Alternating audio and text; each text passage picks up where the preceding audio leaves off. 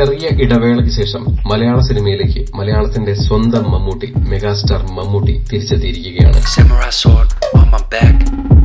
ഏറെ കാലങ്ങളായി പ്രേക്ഷകരെ പെർഫോമൻസ് കൊണ്ടും കഥാപാത്ര തിരഞ്ഞെടുപ്പുകൾ കൊണ്ടും ഞെട്ടിച്ചുകൊണ്ടിരിക്കുന്ന മമ്മൂട്ടിയുടെ ഒരു കിടിലൻ പുത്തൻ കഥാപാത്രം, അതാണ് സ്റ്റാൻലി ദാസ്.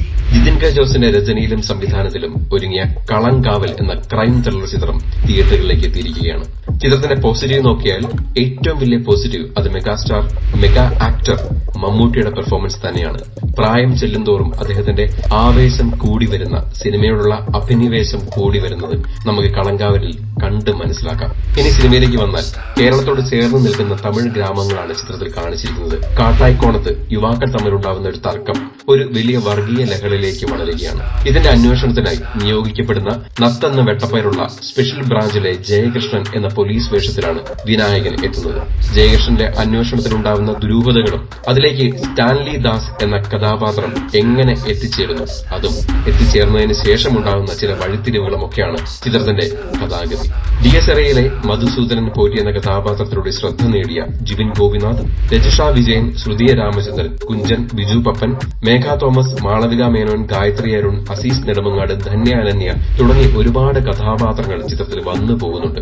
ഒരുപാട് പേരുണ്ടെങ്കിലും ഒരാൾ പോലും അനാവശ്യമായിരുന്നില്ല എന്ന് പ്രേക്ഷകനെ ബോധിപ്പിക്കാൻ തിരക്കഥയ്ക്ക് സാധിക്കുന്നുണ്ട്. കൂടാതെ ചെറുവേഷങ്ങൾക്ക് പോലും കഥയിൽ അവരുടേതായിട്ടുള്ള ഭാഗം നിർവഹിക്കാനുമുണ്ട്. വേഷപകർച്ചകൾക്ക് എന്നും പ്രശംസിക്കപ്പെട്ട താരമാണ് മമ്മൂട്ടി. ഇക്കുറിയും വെറുതെ ആയിട്ടില്ല.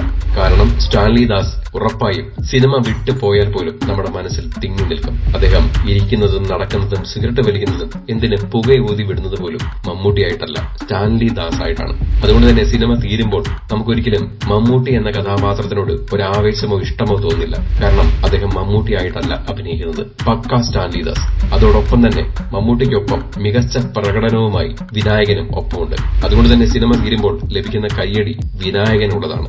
മമ്മൂട്ടിയോടൊപ്പം വരുന്ന ഫ്രെയിമുകളിലെല്ലാം അദ്ദേഹത്തെ വെല്ലുവിളിക്കുന്ന അഭിനയമാണ് വിനായകൻ കാഴ്ചവെച്ചിരിക്കുന്നത്. ഫൈസൽ അലിയാണ് ചിത്രത്തിന് ക്യാമറ ചലിപ്പിച്ചിരിക്കുന്നത്.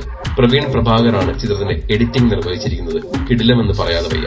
സിനിമയുടെ മൂഡിനൊപ്പമുള്ള പശ്ചാത്തല സംഗീതത്തിലൂടെ മുജീബ് മജീദ് ഒരിക്കൽ കൂടി കയ്യടി നേടുകയും ചെയ്യുന്നുണ്ട്.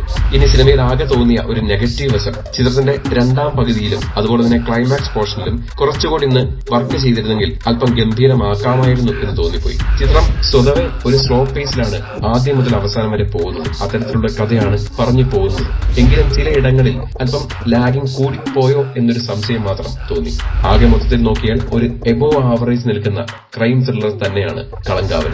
മെഗാസ്റ്റാർ മമ്മൂട്ടിയുടെ ഒരു തകർപ്പൻ പെർഫോമൻസും ഒരു എബോവ് ആവറേജ് നിൽക്കുന്ന ഒരു ക്രൈം ത്രില്ലറും തിയേറ്ററിൽ കണ്ട് ആസ്വദിക്കണമെങ്കിൽ ഉറപ്പായും കളങ്കാവലിന് ടിക്കറ്റ് എടുക്കാം.